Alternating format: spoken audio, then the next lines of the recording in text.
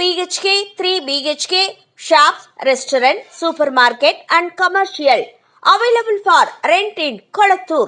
Nearby Meridian Hospital, Kumaran Hospital, backside of Red Terry.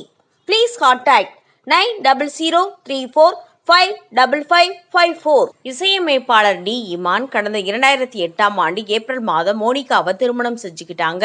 அதுக்கப்புறமா 2020 November மாதம் 2 பேருமே விவாகரத்து செஞ்சுக்கிட்டாங்க.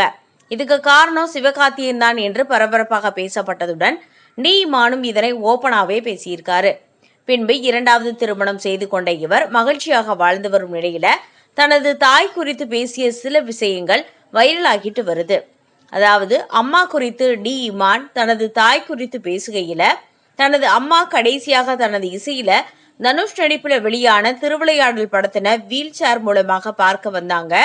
அப்பொழுது எனது அம்மா தனது கையை இறுக்கி பிடிச்சுக்கிட்டு சூப்பரா இசையமைச்சிருக்கு அப்படின்னு சொன்னாங்க. என்னால அதை மறக்கவே முடியாது. ஸ்டுடியோவில் அம்மாவின் புகைப்படத்தை வச்சிருப்பதாகவும் தனது அம்மாவும் தானும் ஒரே மாதிரியாக இருப்போம் என்றும் கூறியுள்ளார்.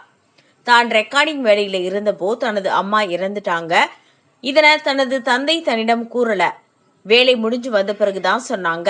இதனை கேட்ட தான் உடைந்து அழுது விட்டேன். பின்பு அம்மாவின் புகைப்படத்தின் முன்பு நின்று அம்மா ஏன் எனக்கு மட்டும் இதெல்லாம் நடக்குது அப்படின்னு கேட்டேன். நீங்க இருந்திருந்தா எனக்கு இந்த மாதிரியான விஷயங்கள் எல்லாம் நடந்திருக்காது என்று சொல்லி இருக்கிறேன். நீங்க ஒருவேளை இங்கு இருந்திருந்தால் எனக்கு நடந்த இந்த விஷயங்களை நீங்கள் தட்டி கேட்டிருப்பீர்கள் என்று கதறி இருக்கிறேன் என்று கூறியுள்ளார். தற்போது இந்த விஷயம் வைரல் ஆகிட்டு வருது. இதை பத்தின உங்க கருத்தை பதிவு பண்ணுங்க.